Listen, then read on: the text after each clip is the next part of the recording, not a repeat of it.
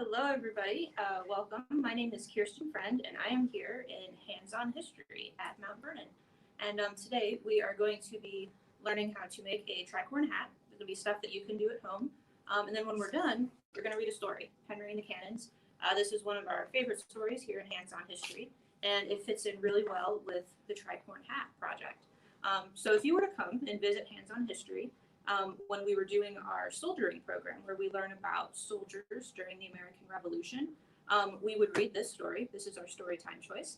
And then making a tricorn hat like this would be the craft project. So this is some of what you would get to do here in the room, but we're going to do it for you at home today. For making your hat, you're going to need some supplies. You're going to need paper. You'll need stapler to stick it all together. You'll need some scissors to cut things out, and then you'll need stuff to decorate with. Now for making the black hat, like we use a gold crayon to trace a braid around the edges. Back in George Washington's time, the hats were often decorated really fancy. They would have some kind of braid or edging along the edge. So we would use a gold crayon, but we're going to go with fun stuff today and use all different kinds to make them look really cool. And then the decoration here, I'll point this out to you too. This is called a cockade. They used these during the American Revolution to identify what someone's rank was. It could identify where they were from, because they didn't all have uniforms to show what their job was in the army. So by the end of the war, though, when France joined and they had the alliance with France, then the Americans and the French wore a black and white cockade. But for your cockade at home, you can use whatever you have. So I made one ahead of time to use. It's just a little piece of ribbon tied up. Yeah, so we can go ahead and get started. But also all of these, the supplies, the list, the instructions, everything is available on our website. And I think the link should be popping up there too, so that you guys can see what you'll need if you want to do this now or later, whatever you want to do. So the first thing you'll have to do when you print it off, there is a template that you can print and cut out, and you can use that to trace, to cut out either construction paper, or you could print off 3 of them and use that as the 3 sides for your hat. I went ahead and used construction paper, bright yellow construction paper, and I decorated 2 sides already. You can see it's just simple crayons and stickers. I have one more side left to do, so I think I'm going to staple the cockade onto it. Let's see how this works. So I'll hold that out. And that should hold, I hope. All right, this seems to be sticking okay. And I think I'll use some ladybug stickers. Why not? Those are kind of fun. I'm sure somebody in the 18th century would have loved to have ladybugs on their hat. And I think some stars too. And you can use whatever you have at home. If you have glue or glitter, markers, paint, whatever you want. You can get as creative as you want to with it. So once you have your sides for your hat all decorated, remember you need 3 because this is a tricorn hat. In Washington's time, though, they just called it a hat. They didn't start calling it a tricorn hat till much later. You'll need to have 3 sides to have 3 corners. So the first thing you're going to do is you'll take 2 sides, and this is the kind of complicated part where you might want to have some help from somebody. It's nice to have another pair of hands for this, but we're just going to do it. So the first thing you'll do is you'll go to staple it and staple it a little ways in. If you staple it right at the edge, your hat will be a little bit too big. So you can staple it just like that. And then what you would do if you have a second person to help you is you could put the hat on your head and hold it like this. And then the person helping you can come up from behind you and staple the pieces on so it fits perfectly. You'll have a custom fit tricorn hat, which is pretty cool. But since we don't have that here, we're social distancing. I'm going to go ahead and staple it. We good? Mm-hmm. Okay. I'm going to go ahead and just estimate to see what size hat I need. So we'll go ahead and we'll staple it a little ways in, just like that. Just like that. And you can always add more decoration to it, but it's a lot easier to do all the decorating before you staple the hat together, because otherwise it could get bent and folded funny, and yeah, it's much easier when it's flat on the table. So that's it. That's your tricorn hat. Hopefully you guys have all kinds of different supplies at home where you can make this or make any other creative, fun kind of version We would love to see your pictures too. If you want to share your pictures of you wearing your hats, that would be awesome. We miss seeing visitors here every day. And as you can see, Hands On History is very lonely and very empty right now. It's quiet, very, very quiet here. We're getting ready, and hopefully we'll be able to welcome people back soon. But yeah, so this is the craft. I will go ahead and I think wear one of these during the story. Sarah, which one do you think, black or yellow? Ooh, yellow. Yellow, all right. All right, here we go. All right, looks good. I don't know, I hope it looks good, I can't see. All right, so the story that we're going to read is called Henry and the Cannons, an extraordinary true story of the American Revolution. It is written and illustrated by Don Brown. He is a very talented person to do both of those things himself. And it's published by Roaring Brook Press, which is part of Macmillan Publishers. So special thank you to all of them for writing this awesome book. Now, we use this book for our soldiering program because it tells the story of Henry Knox.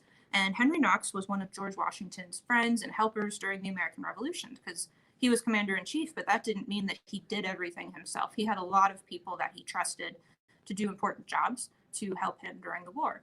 And Henry Knox was one of those people. So this is the story of something really big and really important that Henry Knox did to help the American cause during the Revolution. So, and I'm happy to read the page and move the book forward to see the pictures, whatever we need to do. It was the winter of 1775. The American Revolution had begun, and things weren't going well for the patriots of Boston, Massachusetts. You can see here in the picture, they look kind of cold and miserable. They're not having a very good time right now. The British Army held the city. They thumbed their noses at the surrounding hills where General George Washington and his soldiers stared down at them. The British and Washington both knew that the smartest American army had little chance of beating the world's best soldiers.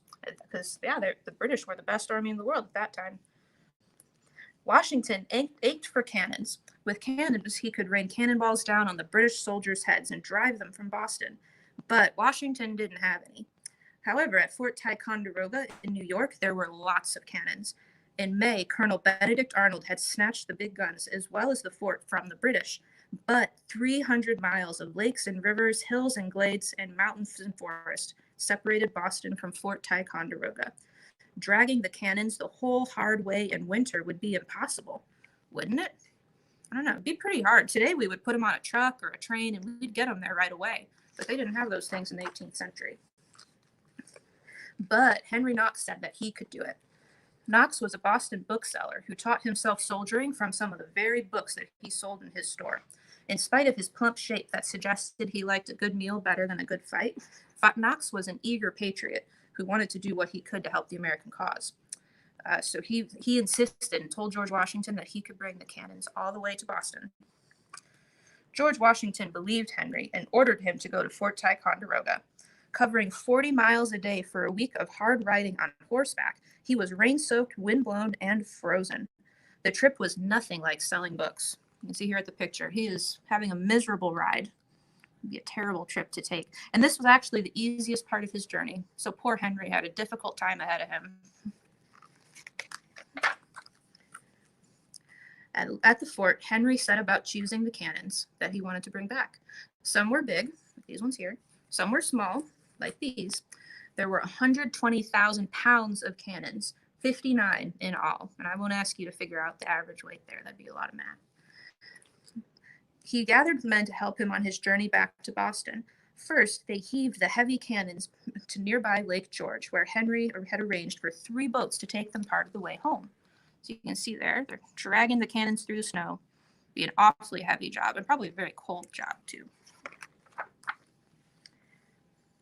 Henry and his band set sail over the icy waters. Along the way, one boat snagged on a rock.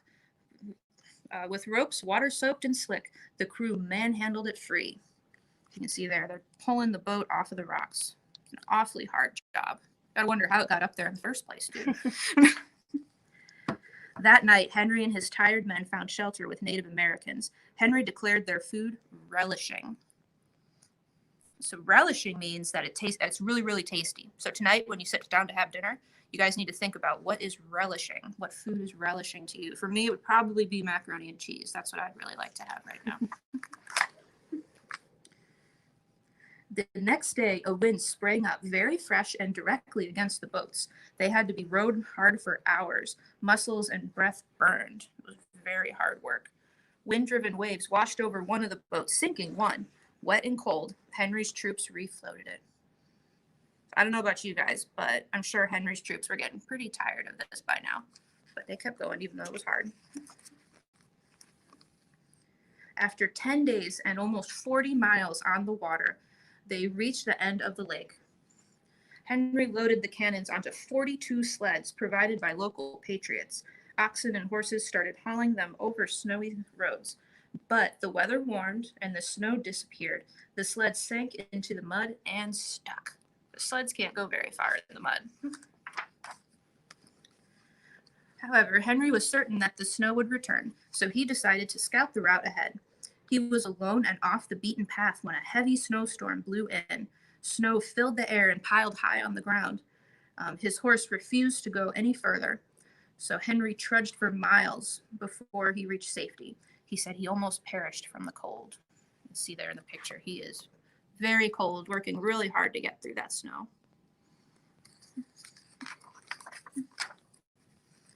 But the snow meant that the sleds could be moved again. The oxen and the horses dragged them over frosty trails and across frozen rivers. At one crossing, some of the cannons crashed through the ice and into the water. But you guys think Henry left it behind? He did not leave it behind. Henry refused to leave any cannons behind, so pulling and tugging, lifting and yanking, hauling and lugging, Henry's men rescued the drowned cannons. And whenever I read this book, I always see this picture with the rope around the cannons. And I think, what poor person had to swim down in the water and tie the rope around the cannons? That would be the most miserable job. But someone did it. The caravan had been struggling for about a month. They reached the Berkshire Mountains of Massachusetts, and the roads disappeared. With shouts and cracking of whips, Henry and his band urged the struggling oxen and horses forward. But meanwhile, in Boston, remember, this is George Washington, we're at Mount Vernon, so George Washington's in our stories. In Boston, Washington watched the British soldiers in their bright red uniforms. They were marching in Boston streets, eating all of Boston's foods, and sleeping in Boston's beds. So he was probably not very happy about that. If you look closely at the picture, you can see he's got a bit of a frown there. So I suspect he's probably angry about the British, but he's probably also missing Henry and wondering how things are going for him. Because a lot of times Washington did spend a lot of time away from his friends and family when he was serving his country. So back to Henry. Using poles and ropes and chains, Henry's men wrestled the cannons over the sheerest cliffs and down the steepest heights. Snow swam around their boots and cold chilled their hands and faces, but nobody quit. So even though it got really, really hard, they kept going. And that's a great lesson to learn for life in general. When things are rough, just keep going. So you can see here, going up, and then it's going to come back down. Be a lot of work. On and on, Henry and his men trudged. Eventually, dizzying heights became steep slopes, then gentle hills, and then a regular road and towns appeared again. They were probably very excited. Many of the townspeople had never seen a cannon before, so in Westfield, Massachusetts, Henry fired a big cannon and thrilled everybody. They were probably very excited to see that big cannon.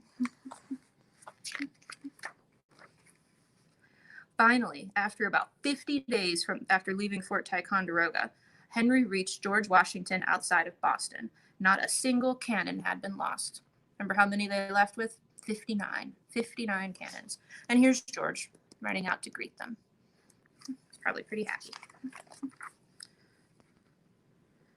Nearly 3 months later, 2,000 Americans scrambled up the hills overlooking Boston in the dark of night. This was secret. With 300 ox carts and wagons, they hauled wood and barrels to make a fortress for Knox's cannons. They finished by dawn, and the daylight revealed a nasty surprise for the British. Seeing the big cannons pointing down at them, the 9,000 British soldiers fled the city by boat, and then they left behind 250 of their own cannons. So now they had even more. Remember, they had 59, plus 250. George Washington loved math, so we always do a math problem at this part of the book. So how many cannons did he have total? You can go ahead and put your answers in the comments. The Americans won back their city and had a great victory. It was March 17th, 1776, so before the Declaration of Independence even. March 17th, 1776, George Washington led a joyful parade into Boston, and beside him was Henry. The end. So thank you so much for listening, you guys. I hope you enjoyed this story. This is a great one to read. And yeah, so hopefully you'll be able to track down the supplies you need to make your own tricorn hats, and we would love to see what you come up with. And thank you so much for listening. Again, the link should be in the comments there. And I hope you're all doing well, and that we'll get to see you soon.